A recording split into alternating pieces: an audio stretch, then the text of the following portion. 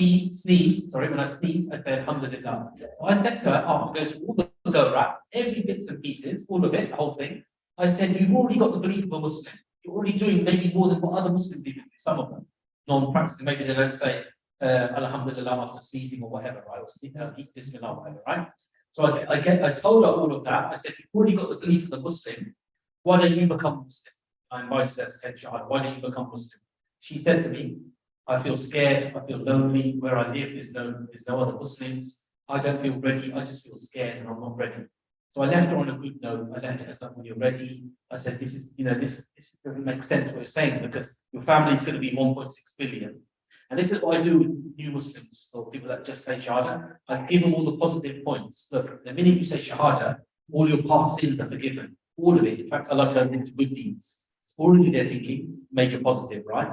Secondly, what you can put into primary, is the paradise. You're guaranteed paradise when you enter Islam. And you can explain paradise. Now, add the meat to the bones. Don't just leave it raw theology. Bring the detail. In paradise, there's no death. You live forever. There's adventures, there's happiness, there's bliss, there's good food, good company, good things going on, love, peace, happiness, right? A perfect utopia where you live forever where there's no negativity. Sell it to them like that. Tell them that's the reality. That's what we're alive for. Inshallah, all of us as people in the room, we're aspiring to be rewarded by Allah for that into the paradise, right? So you've got the paradise, you've got the family of 1.6 billion Muslims. That's the third one, right? So how big your family will be when you accept Islam. All the sins forgiven. That's three major points, right? And the fourth one that I bring, because I work in iERA, but you're welcome to bring it because you're linking the rebates back to iERA. You can tell them that obviously the mentoring system is there to guide you along at that point after Shahada. So now then they have little room to project. So imagine this person comes to you now, the person you've given them dawah, and they're like, yeah, I want to become a Muslim. What would you do now? What would be your step now? Anyone?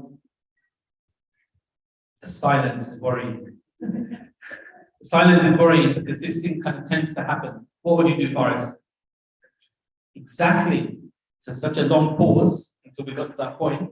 Invite them to say Shahada. You'll be surprised how many non-new Muslims say that I was ready, I researched, I knew about the knowledge, and I just basically, no Muslim told me that you can say Shahada. It's very common, guys. It's very common. You'll be shocked how common it is. How many new Muslims afterwards they say nobody told me. I didn't know what Shahada was. No one informed me. Nobody told me. At the same time, you've got to keep a balance because we don't want what we experienced in the past, and it still happens in today's time, but what we call the trophy shahadas. The trophy shahada is like the person that comes in. It typically happens a lot at street dawah, right? Then it can happen in an exhibition or privately, wherever it can happen, But the trophy shahada is the person, he says shahada, and then 2 weeks later, he's off the radar, he's gone back to Christianity. It's like a flimsy shahada. Yeah? There's a verse in the Quran, in Surah Muhammad, Allah says, "Fa'lam annahu la ilaha illallah wastaghfir li dhanbik."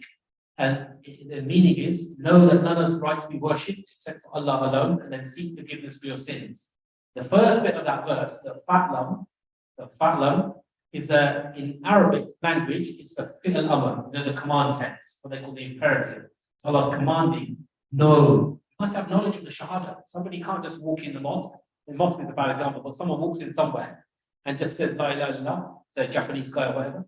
We assume he's Muslim, so we assume the best, but he may not be, he might just be parroting what he heard somewhere else and just using the words. It's got to be this conviction, because the shahada's got conditions. The 7 conditions of the shahada, yeah? The 7 conditions of the shahada is what? Does anyone know them? Any of them? Does anyone know the order of the 7 conditions of the shahada? Or anyone know any? I'll give you one, the knowledge, that comes first. That's the third condition. So there's several conditions. The knowledge, which one, sorry? No, you're thinking of pillars of Iman, maybe, the 6 pillars of Iman. The 7 conditions of the shahada, you've got knowledge, yeah? You've got certainty, yaqeen, yeah? You got sincerity, ikhlas, as opposed to shirk, right? Then you've got sidq, truthfulness, yeah? You've got qabul, acceptance. You've got obedience, I think it's taha. And then I think I've done 7, then you've got love. Yeah, muhabba, love of the statement. So all these are conditions of the shahada. It's not an empty statement. So what you guys will do is keep the balance. Don't rush people into Islam. confetti shahada was pointless, useless, right? And at the same time, don't push them away either. If they want to accept, let them accept. Even if it looks like they're doing it for other reasons. I want to marry a girl, this and that. Let them accept. They're going to do that. You can't push them away either. What I'm trying to make the point is it's a fine balance. You have to work out the individual as best as you can. But the key thing you want to do when they come in is support them. I cannot emphasize that enough. Once they're in, they need loads of support. Because they talk about Islam, the world's fastest growing religion, but we don't talk about the back end. Many Muslims are leaving Islam. Yeah, many of them. Many Muslims are leaving Islam. There's the trailing edge, the back end that we don't talk about, we don't highlight. Yeah, they're leaving Islam for flimsy reasons, many flimsy reasons. Like the narratives that's going on in the world. That's the science narrative is very big at this time. I don't want to divert away from Shahada section, but just to get you guys on the right page, the science narrative.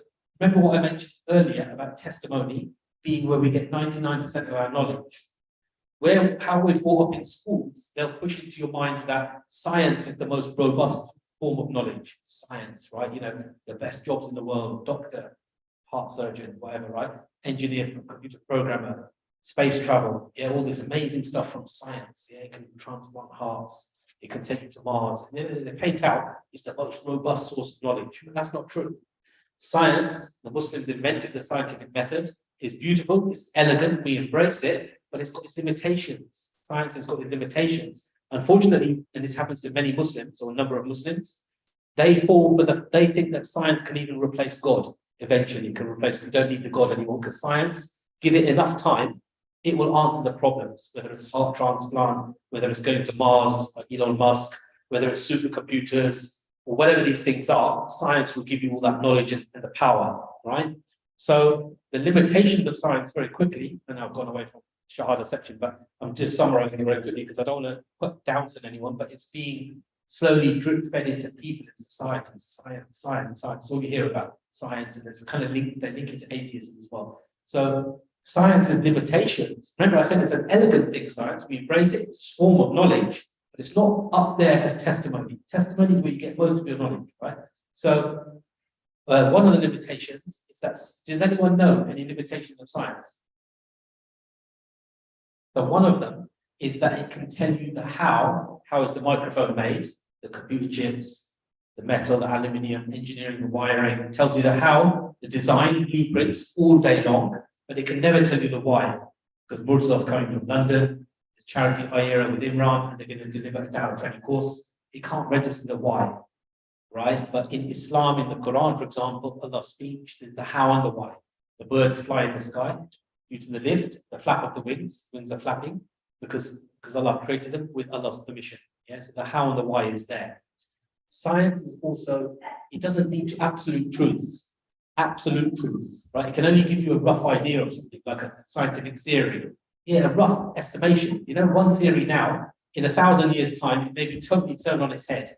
Right? And that happens quite commonly. It happens, one Newtonian physics, then you've got you've got quantum mechanics and all this new stuff that overrides the old stuff. And they realize that was a theory then, it works maybe at the time, now there's new evidence, and it just evolves. In other words, it's in a state of flux, it's dynamic, but it doesn't lead to absolute static truths. And that's kind of problematic if you think about it, right? It gives you a woolly estimate, right? Theories and stuff like that. So it's got another limitation. Another limitation of science is that it's amoral. So someone takes a knife and they try to take your money, they try to mug you, they harm you with the knife. Morally, it's evil. They're causing you to bleed and get injured. Someone else takes a knife, another one, a scalpel knife, and they cut your chest open. They take out your heart and replace it. They do a heart operation. Morally, it's fantastic. After the permission of Allah, they save the life. It cannot register morals. It's amoral. And there's numbers of other ones that, you study the philosophy of science and all this stuff. You put science in its right place. You don't fall for the loopholes, or what you say, the guises or the traps of shaitan. You don't fall for it as being the most robust, the knowledge that's going to save you. We get indoctrinated with these models, like the Darwinian model. You see the ape, then it's meaningless, then it's like a man, a normal human being. These models, these things, they're just pushed out there as social engineering. It's not the realities of things. There's no evidence for these things, right? But going back to Shahada, be very focused on the new Muslim. You've got to be very gentle, very welcoming, very loving. And love is very important. for the revert. A lot of them come from different backgrounds where maybe love wasn't emphasized. In Islam, Allah is al-Wadud, He's the all-loving. It's a big element of our worship, right? We worship Allah through love, hope, and fear. And they say love is like the head of the bird. It's fundamental to our worship, our relationship with Allah. If you're not loving, having a loving character, right, and then that won't carry on to the revert, to the new Muslims, because they need a lot of love, compassion, kindness, companionship, guidance, advice, teaching, lots of that, and lots of mercy to make them into strong Muslims. Otherwise, they get pushed away, they get scared. Oh, so many rules. What do I do? And it disturbs them. So we do the mentoring in iERA. We mentor. We've had about nearly 40 people come through the whole mentoring. So there was 40 people that were just brand new Muslims, and now they've come through as praying, come to the 5 pillars. What we say would be, inshallah, like a practicing Muslim. We hope. We taught them the basics, the prayers and everything, the wudu, ghusl. We teach them all certain basics, 5 pillars, 6 pillars of Iman, all this sort of stuff. And we've got about 50 coming through. It takes about 12 weeks to get them through. So there's a lag of about 3 months when someone comes in, 3 months, and then they're out. So that's the sort of the Shahada, looking after the reverts. Your role is to pass over the reverts. If you can't teach them, the new guy in the mosque at Bromley, he's coming in, maybe he'll learn in the mosque, maybe he'll join in and copy the prayers or learn bits and pieces. That's fantastic. Face-to-face, you can't beat it. We've tried to do face-to-face, but our mentors are located all around the country. So they could be anywhere across the country. And that obviously means we can't, sometimes we have to do, or a lot of the time, we do it over the phone or Zoom or WhatsApp. So it's remote mentoring, but we teach them that system, right? The 12 weeks, stroke 24 weeks, right? And that's fundamentally it. Next weekend is quite interesting. I'm going to Basildon in Essex. And one of the brothers there, he came to iERA offices. He contacted us again through the website. Oh, I didn't finish the story. That lady that was doing the rituals, the lady I gave Dawah to said, come back later. She took Shahada about a week ago with some sisters in Cambridge Mosque. So she did accept Islam after a while. I gave her the breathing space, time to think. That's another important thing with reverts and coming close to Shahada. Give him the breathing space. Like, there's a guy I contacted. I gave him Dawah like almost a year gap. Contacted him, phoned him. He calls me like nearly a year later or a long time later, 8 months, 7 months, 12 months, whatever it was. He calls me and he's like, oh, it's me, Adam. And I'm like, I can't remember you, this and that. And then he took Shahada. And he's from a very high-level corporate background. He works for AstraZeneca. He's a big manager of the whole teams and stuff like that. So he's got influence. He can do many events. He's been doing an event in they're linking some sort of scientists type of event or whatever with the Cambridge Mosque and stuff like that.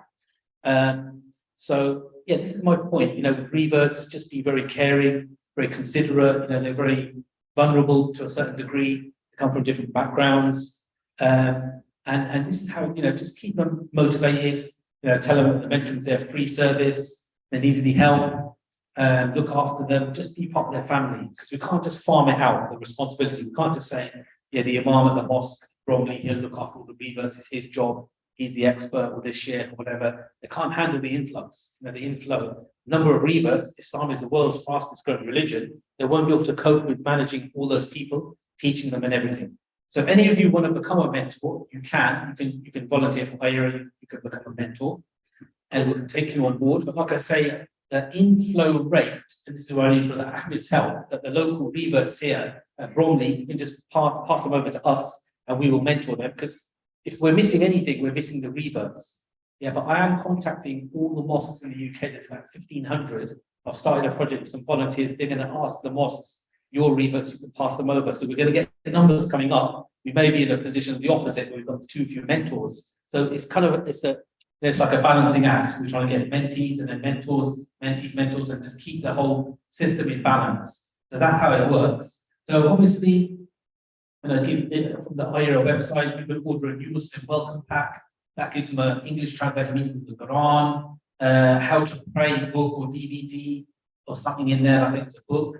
The little fortress of the Muslim. There's about 5 or 10 little booklets in a sort of pack, and that's like their starting point. Right? Because obviously reverts, if you say to them, just learn about Islam on the internet, everything's out there, they don't know where to go. The internet is a double-edged sword. There's Islamophobes and these people that write false things about Islam, and there's goodness as well. They don't know where to go, so they need that mentoring, they need the guidance. So I think we'll end there. been a long day. Mashallah, it's coming, it's 5 o'clock.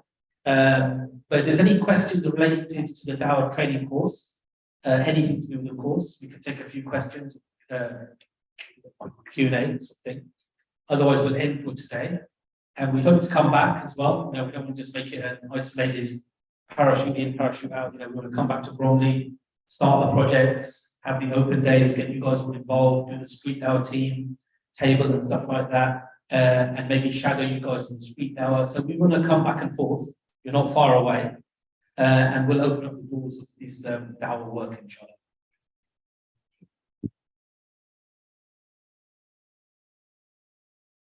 Are there any questions? Any extra things that anyone wanted to ask the guys?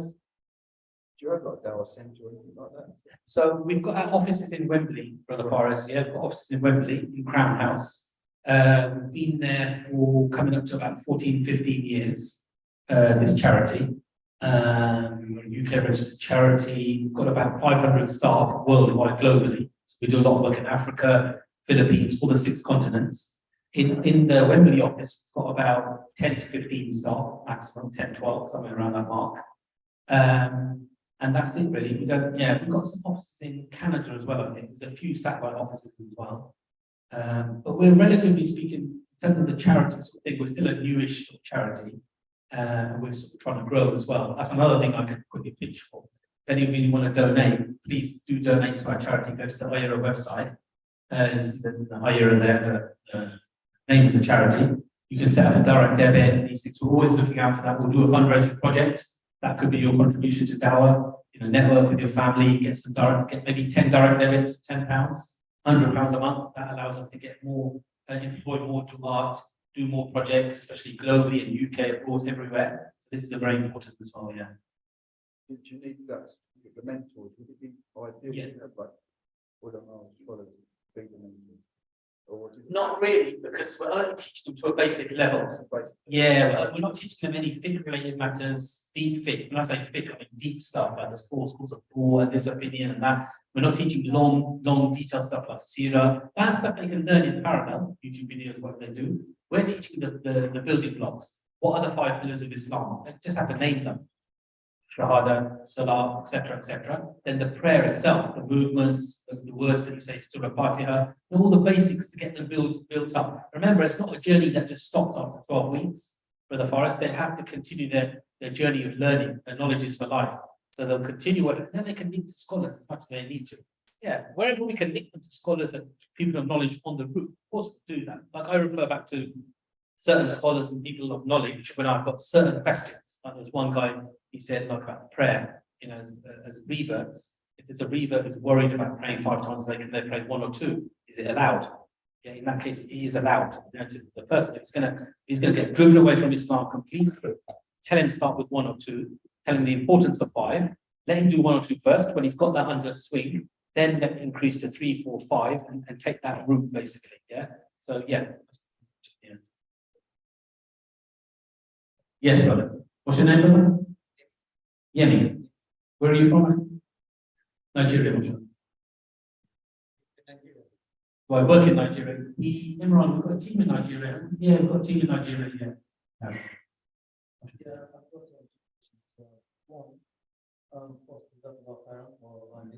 Well, it's actually coming from them. Yeah. So now it's crash. Yeah. So come about as volunteer. Yes. Yeah. Are there other courses that one is today? No, for doing Dawah, this is the main course. So what you've sat in today and internalized, this is the main course for Dawah. There's a new Muslim mentoring course that go into more details about new Muslim mentoring. You can do it in the future, maybe after maybe 3 to 6 months, when the team's really getting a lot of shahadas and more people come to the mosque with accepting Islam and that route. We could do the new Muslim mentoring course. But we've got the mentoring system, as I sort of emphasised. We've got the volunteers, got nearly 50 now, about 25 brothers, 25 sisters. So we normally link brothers, sister to sister, brother to brother. But you're at the right point, Gabby, but you're ready to give Dawah. You've got the knowledge of the Go-Rap. Brother Ahmed's got the notes if you want to refer to brush up on anything. I mean, are you interested in joining the street Dawah, or is that something that's a bit difficult for you? It depends on how it ties into my Is it your work or studies? Work, okay, no problem. You can do other things. Yeah, in the group, we'll actually the WhatsApp group and then we'll discuss ideas. It's about idea brainstorming. Remember, we're not claiming to be experts in Dawah. iERA, we're not experts of anything. We're a small UK registered charity that's been going for just over a decade. We want you guys to come up with ideas, new approaches. Let's think out of the box. Okay, open days at mosques work really well. Maybe you come up with anything else, a corporate thing, something in the workplace. Maybe you work for a big corporate shell or something, and you have some not interface, but like myth busting or something like that. Some kind of ways and means that you'll think of ideas. Because you guys are in the community, you're local here. So there's always new ideas, new ways. We could do an iftar at the mosque. You know, we have iftar dinners. That's another good one. It's not quite an open day. It's more of a let them come in and eat food, but also share booklet information, answer questions. There's so many avenues. We're just scratching the surface. You can do coffee shop, hire a coffee shop in the city centre for the day, do a bit of fundraising, maybe raise £200. Tell the owner we want to hire a shop for 2 hours, we'll buy all the coffees. And let the non-Muslims know there's free coffees, and even do your own coffee shop. A few of you get together, business-minded people, open a coffee shop just for Dawah, so it gives out free coffee in exchange for a conversation about Islam, coffee, cake, conversation. This whole thing is a way of getting Dawah, and people realise it's there all the time. It's in the town centre. Many projects. So us guys just need to take the action for each other. Yes, brother Boris here. I was thinking, obviously, for my era, would you provide like even the store or? No, we don't provide the store. So the store you can get, there's a table on Argos, right? From Argos there's a table. It's £60, but it's worth it because you get 4 little chairs with it as well, and it all folds down. So you can just carry it out to the street, and it's about 10 kg, so it's not majorly heavy. What else can I tell you about it? Do you have these connections where we could actually purchase proper stuff? Yeah, that stuff, just message me through the group that I'm going to make when I get back to the office Monday, Tuesday next week. I'll make the group WhatsApp group. You message me. I'll give you the link to the Argos table. I mean, you can find it anyway, it's 60 quid.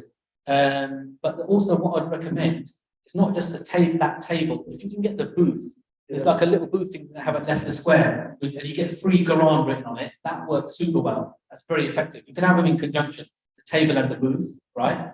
But the booth is made from a printers in London. I have to find the address, the company. I can share it with you. But all these little details we can share on the groups and as we build up inshallah. Insurance or something. Yeah, public liability insurance is what some councils they make a stipulation. There's maybe it's 20 quid every 2 weeks or every month. It's a small amount, but they reckon the table is a trip hazard. It's very far-fetched, right? And unless someone's like really blind or something, they're walking around the town and they trip over your table. So because of the risk of the hazard of the table, you have to have public liability insurance. But number one, a lot of the councils, because I've been up and down the country, as far as Scotland, as deep as Cornwall, Plymouth, all over the show, by lots of towns and cities for the last 15 years nearly, right? And most of them, they're not fussed. They're like, just have your table. You don't need the insurance, right? It's not a major thing. Because they're not even that organised themselves in the councils. They're busy with other things. Council tax things and parking fines and all that, right? But obviously inquire, follow the law, inquire, find out. Some of them might say you can't have a table. If you do, it's going to be considered like a proper store, which you have to pay like 300 quid for a month or something, right? Like the market stalls. In that case, you can go out there without a table. No, there's no written rule. You have to have a table. It equals the best hour. It's just the table's a focal point. I mean, some brothers have marquees as well. They get to that point where they have like a little tent for when it's raining and it bears the weathers. But to be honest, when it rains, pretty much street hour sort of stops in the afternoon because it's like the books get wet, people get wet, and no one wants to hang around. This is where exhibitions are really important. Open days at the mosque are really important. We shouldn't just, I mean, you get to visit my mosque day. It used to be around about March or something, whenever it was going before COVID. These are good little things, good ventures. You should talk to your mosque, try to open the doors, and we'll help you. iERA will come down, train, and bring the equipment. But do them more frequently if you can, like once a quarter. The mosque in Plymouth, they do it every last Sunday of every month. So they're doing 12 per year. And it's like the same people come, they come for the food, the company, and it works really effectively. So yeah, it's another project. So we'll end there, brothers and sisters. Jazakallah khairan. Thank you so much for taking out your valuable time, coming here on a Saturday or weekend. I know there's family time and you're busy. And may Allah write it all heavily in our book of good deeds that we try to attain this knowledge and put into action. And I hope to come back with Brother Imran and my colleagues who are from iERA, and we'll continue this work, inshallah. Jazakallah khair. Jazakumullah khair. Really appreciate you guys coming today. Me personally, I found it really inspirational. It was really informative and really focused on what we really need to get into our minds before we start this project. I think everyone felt the same, Charles. So just a big thank you from us as well. And just to let you know that all of these sessions have been recorded and they're actually on YouTube in our channel, inshallah. The first session, unfortunately, we lost some of the sound to it at the beginning, but the rest of it's there. And we'll have a group come together just to join us all together and think about some ideas on how we progress things going forward. So again, thank you very much for coming. Jazakumullah khair. Really is appreciated. Assalamu alaikum wa rahmatullahi wa barakatuh.